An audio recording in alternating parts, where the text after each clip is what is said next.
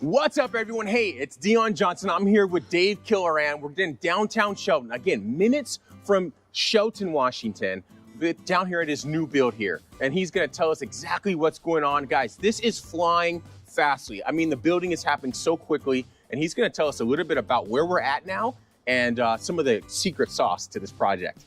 First thing I do is stand on higher ground so I look like I'm as tall as you.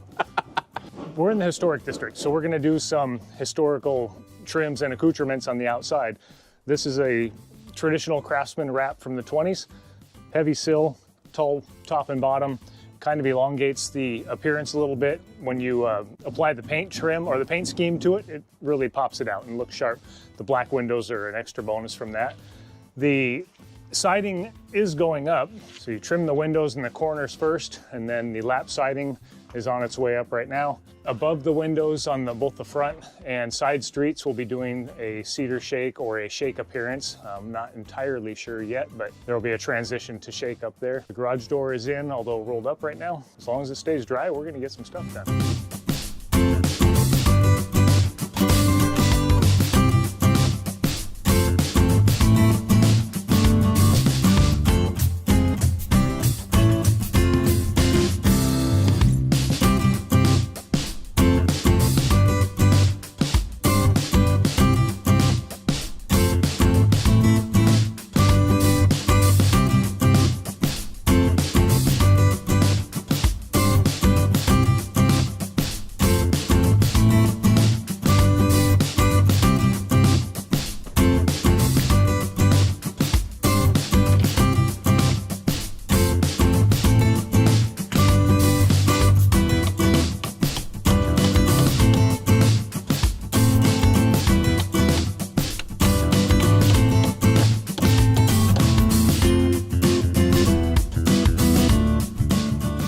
So at this point, got it temped in. Now we'll go inside and check the operation, make sure it's squared up.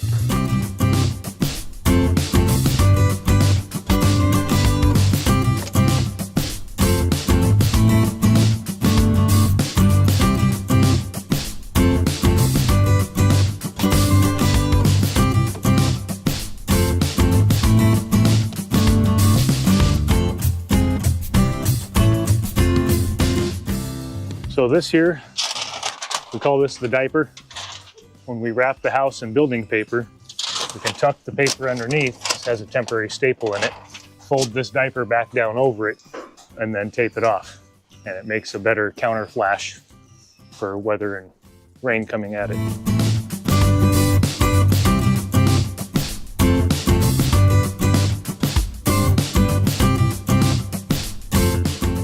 And this is just an extra piece of flashing. Seals the flange against the plywood. Again, when the Tyvek goes on, it'll go over the top and get a piece of tape securing the Tyvek paper to the flashing. So it's double redundancy for weather intrusion. Some people just flash windows with this tape. They'll put on the paper first and then the tape over the top. Not a big fan of that because there's room behind the paper. If the paper's over the top and secured to the tape, it's a lot more secure for wind-driven rain. I'm not saying one's right and one's wrong. I just like mine the best.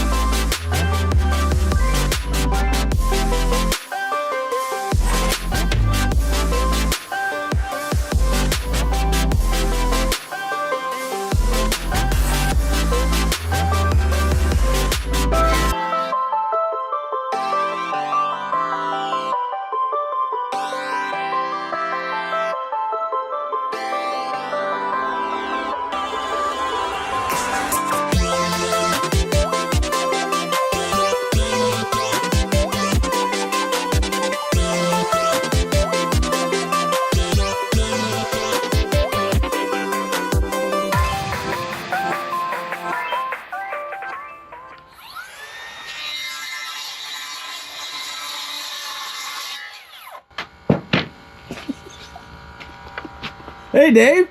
What's up? What Time you doing? for siding. Woo! Look at that. Got the Craftsman window wraps, heavy sill, heavy tops and bottoms. Trying to look historic.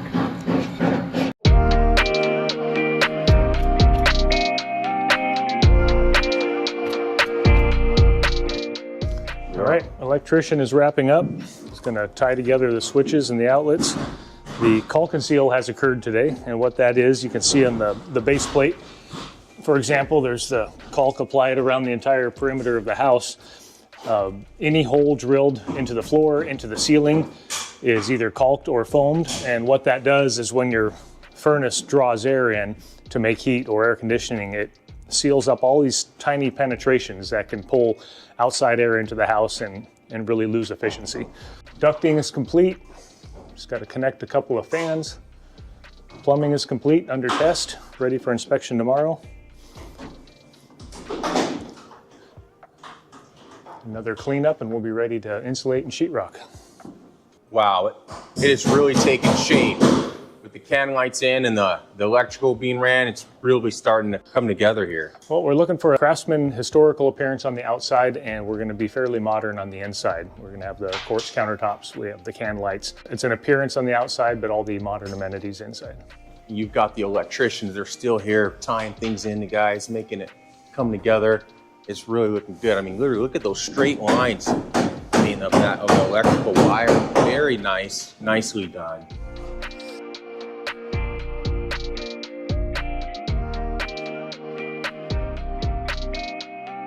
It looks so much different than a week ago. And again in another week.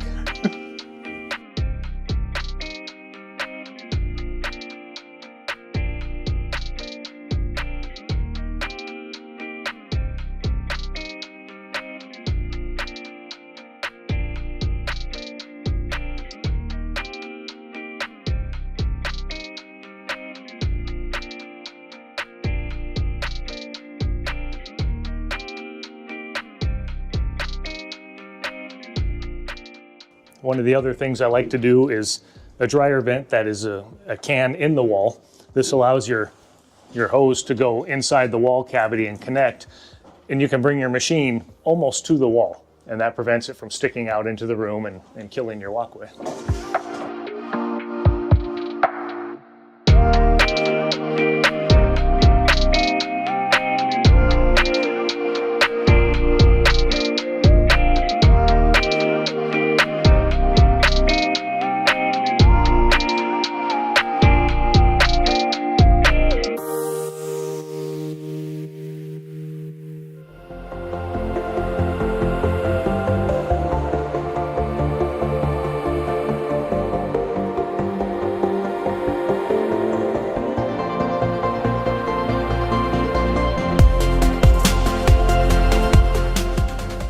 So you may remember during the build, these straps were here to hold the building down in a way. These are hold downs for high wind, shear strength, other things that an engineer figures out that are above my pay grade. The problem though, as a builder, is these straps, even though they're behind the paper, they're still there and they're pretty thick. If you just put your board on, the board's going to be tight to the building all the way down, and then it's going to jump out as it hits that big steel strap. So if you release the back of your board, and then it sits over the top, and everything is square and straight.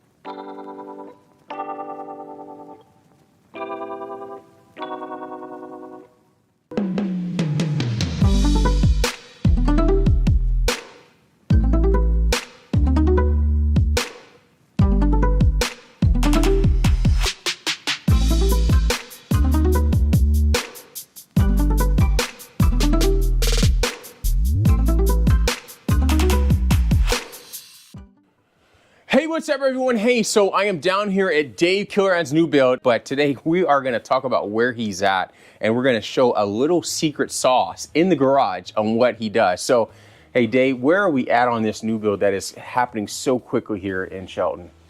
Things are still moving, almost as fast as they were originally. All of our inspections are done to date. So we have our framing, mechanical, HVAC ducting, we have electrical cover inside, we have electrical service. We're actually going to get our own power and quit borrowing from the neighbors here next week. Oh, right on. You can see it's insulated now. We're moving on to sheetrock. It's going to be delivered this afternoon, possibly, or tomorrow morning, and start hanging it right away.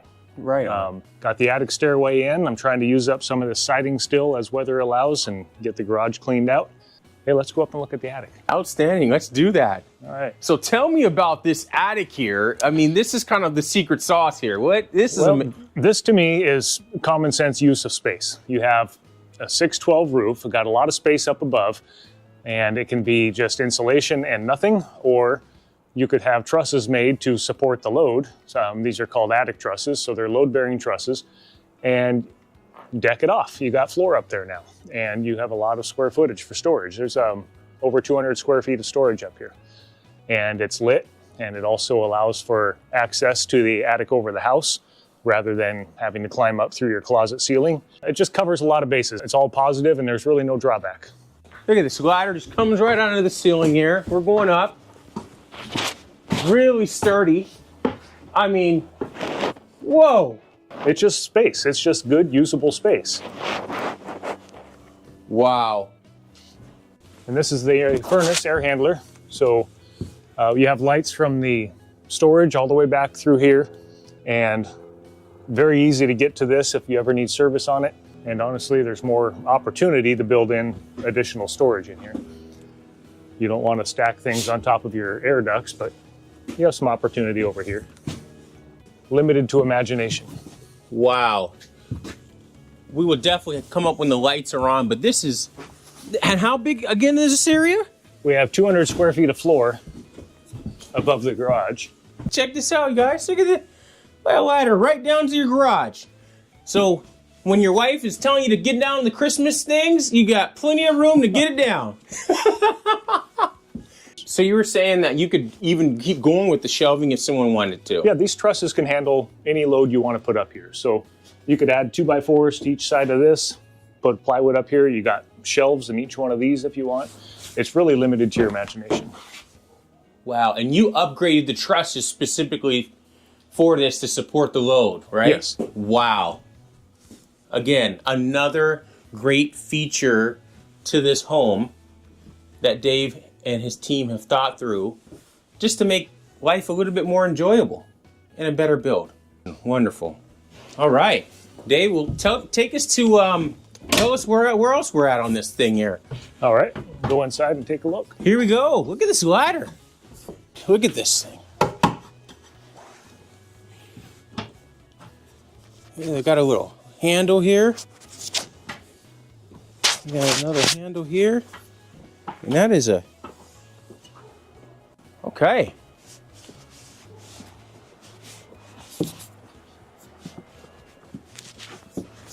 Well, it looks different than a week ago. Well, at this point, there's a lot of thinking ahead that has to be done. Need to get the doors and trim ordered.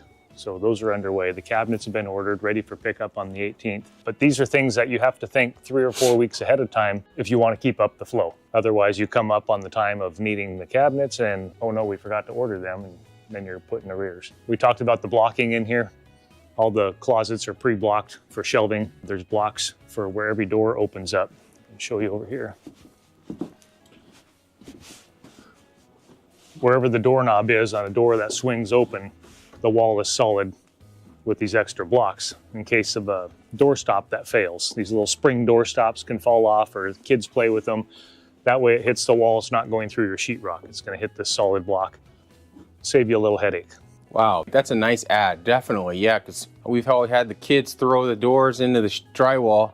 Oh yeah. That piece of wood is definitely going to help. So all the bedroom doors and front door all have that extra block. It's one of those things that takes 10 minutes of time, but it'll save hours in the future. Yeah, really nice. You got all the insulation in and electrical done. Now, is there anything last minute that you've added or you thought about doing that you've done or anything like that? No, we have to work within the space that was permitted. So your plans are drawn with the kitchen on the plan, but it's one of those things that's a little freeform. So even though it might have certain cabinets showing in the kitchen and the range here and the sink here, you're free to change that stuff around based on the feel of the house. We've decided to go with the sink and the island facing out. That's where most people spend time, is at the sink. This is going to be a very large countertop right here. Stove behind, got more counter space over here. Refrigerator. There's not a ton of room to work, but sometimes you don't want to obligate until the house is built and you can get a feel for the size and the space. So we ordered cabinets based on this layout.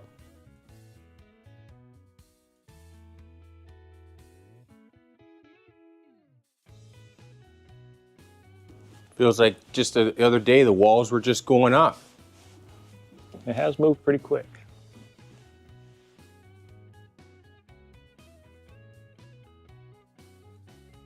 The entry doors arrived, but they won't go in until after sheetrock and paint. Oh, okay.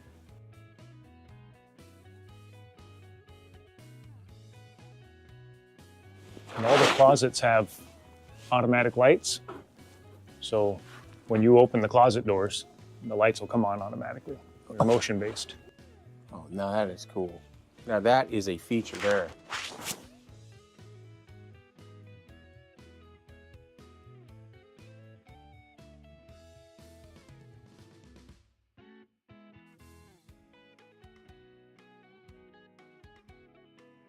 You're waiting on just the inspection and then jamming on drywall.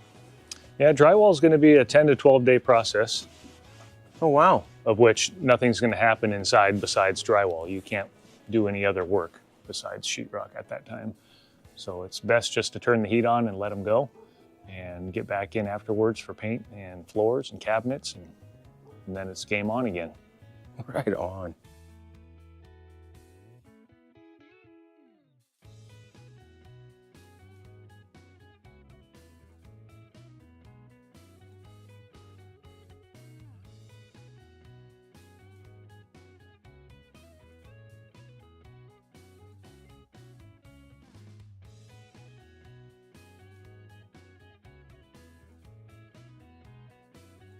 What about that?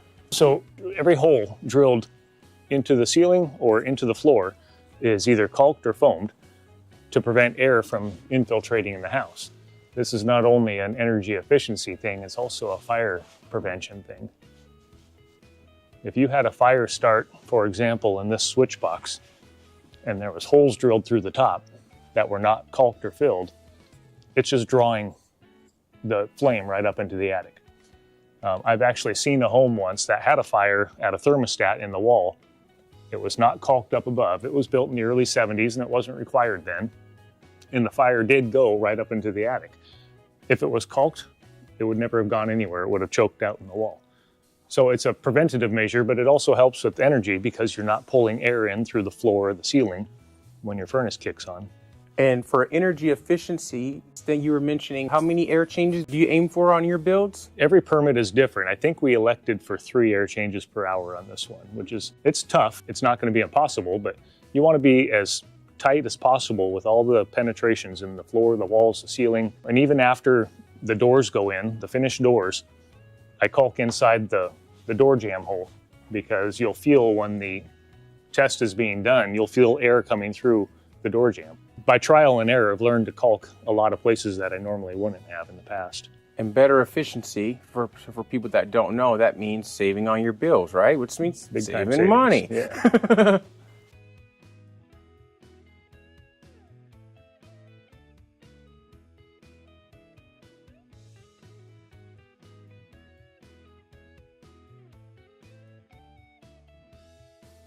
Just taking these stickers off now because if the sun hits them for too long, you're going to be taking them off with a razor blade. It really gooeys up the adhesive. So these Milgard windows that we bought, of course Milgard has lifetime replacement if the seal ever breaks or you get that fogging effect in the window because the seal is allowing air in. That's part of the Milgard warranty.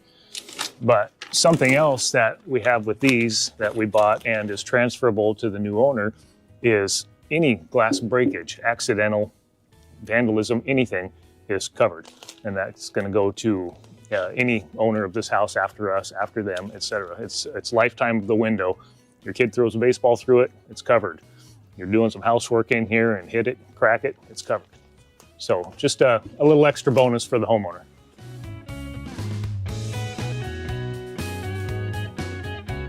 So thanks for tuning in. This is Dave Killeran, an amazing build downtown Shelton. That's gonna mark our part 3 series here of this docu-series. He's gonna have the drywall, installed. And so that's gonna take a little bit. So we're gonna wrap up, kind of catch up on the docu-series. And so we were gonna start here on part 4 here shortly with from drywall all the way to the end. All right, Dave, got anything? Warm up a little bit, it's cold in here. Absolutely. All right, see you soon.